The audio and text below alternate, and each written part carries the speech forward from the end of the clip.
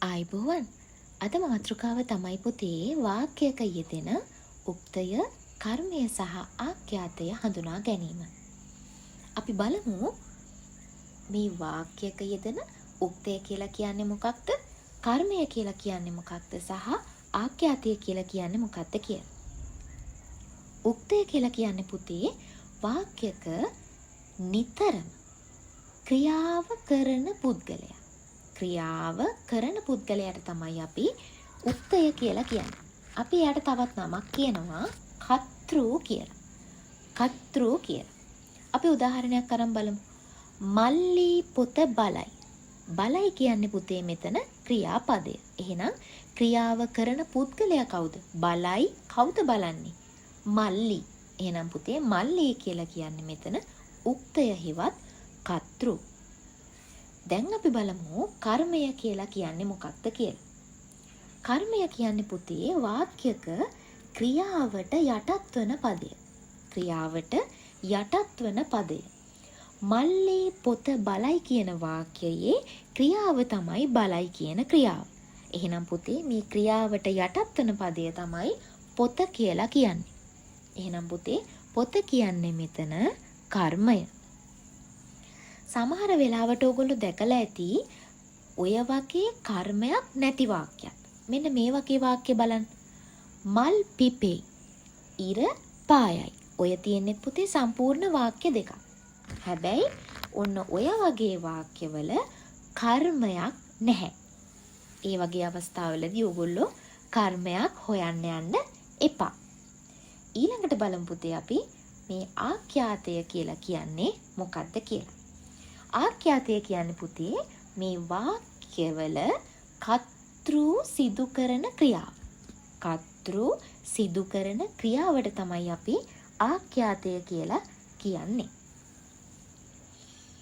මේ ආඛ්‍යාතය පුතේ හැමතිස්සෙම වාක්‍ය අවසාන ක්‍රියාපදයක් විදිහට තමයි යෙදෙන්නේ. බලන්න උදාහරණ මල්ලි පොත බලයි.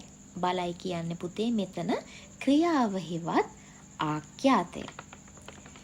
දැන් අපි බලමු මේ අපි කතා කරපු වාක්‍යයක යෙදෙන උක්තය කර්මය සහ ආඛ්‍යාතය ලේසියෙන්ම හඳුනගන්නේ කොහොමද කියලා.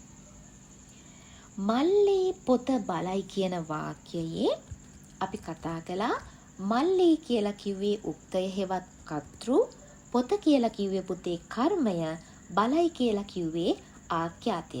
ඉතින් පුතේ ඕනෑම වාක්‍යයක කර්තෘ, කර්මය සහ ආඛ්‍යාතය හඳුනගන්නේ කොහොමද කියලා දැන් අපි බලමු. ඉස්සර වෙලාම යන්න පුතේ දීලා තියෙන වාක්‍යයේ ක්‍රියාපදයට.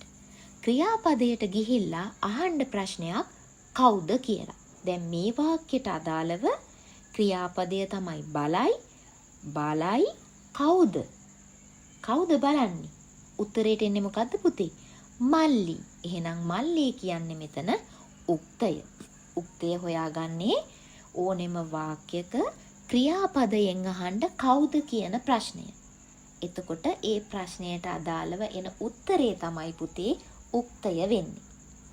ඊළඟට බලමු අපි කර්මය හොයාගන්නේ කොහොමද කියලා. ඒත් ඕගොල්ලෝ යන්න ක්‍රියාපදයට ගිහිල්ලා අහන්න මොකද්ද? නැත්තම් මොනවද කියන ප්‍රශ්නය. එතකොට මේ වාක්‍යයට අදාළව එන උත්තරේ තමයි පුතේ කර්මය වෙන්නේ. බලමු උදාහරණ. මල්ලි පොත බලයි. බලයි. මොනවද බලන්නේ? එහෙමත් නැත්තම් මොකද්ද බලන්නේ? මල්ලි මොකද්ද බලන්නේ පුතේ? පොත. එහෙනම් පොත කියලා කියන්නේ කර්මය. ආඛ්‍යාතය හොයාගන්න ලේසි පුතේ. ආඛ්‍යාතය නිරන්තරයෙන්ම තියෙන්නේ වාක්‍ය අවසාන ක්‍රියාවක් විදිහට. එහෙනම් මේ වාක්‍යයට අදාළව බලයි කියලා කිව්වේ පුතේ ක්‍රියාපදය. තවත් උදාහරණ ටිකක් මම ඔයගලන්ට දීලා තියෙනවා බලන්න. කතුවරයා පොත ලියයි. ගුරුවරයා පාඩම උගන්වයි. කාන්තාව වතුර ගෙනෙන්නීය. මිනිස්සු බුදු දහම අදහති. බුදුන් වහන්සේ ධර්මය දේශනා කළ සේක. ඉතින් පුතේ මේ වාක්‍ය පහේ කතුවරයා, ගුරුවරයා, කාන්තාව, මිනිස්සු සහ බුදුන් වහන්සේ කියලා කියන්නේ කර්තෘ නැත්තම් උක්තය.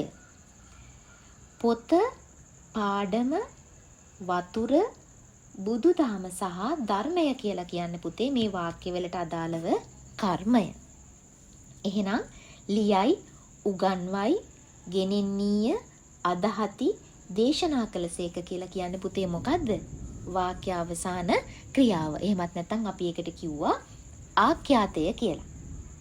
ඉතින් පුතේ අද අපි සාකච්ඡා කළා වාක්‍යයක යෙදෙන උක්තය කියලා කියන්නේ මොකද්ද? කර්මය කියලා කියන්නේ මොකක්ද? සහ ආඛ්‍යාතය කියලා කියන්නේ මොකක්ද කියලා. ඊට අමතරව අපි සාකච්ඡා කළා මේ වාක්‍යයක යෙදෙන උක්තය, කර්මය සහ ආඛ්‍යාතය හොයාගන්නේ කොහොමද කියන එක. ඉතින් පුතේ මම විශ්වාස කරනවා වාක්‍යයක යෙදෙන මෙන්න මේ උක්තය, කර්මය සහ ආඛ්‍යාතය පිළිබඳ යම් දැනුමක් ඕගොල්ලන්ට ලැබෙන්නේ නැති කියලා. මේ වගේ සරල සිංහල පාඩම් ඔබට නැරඹීමට අවශ්‍ය නම් සිංහල මට ලේසියේ YouTube channel එක subscribe කරන්න.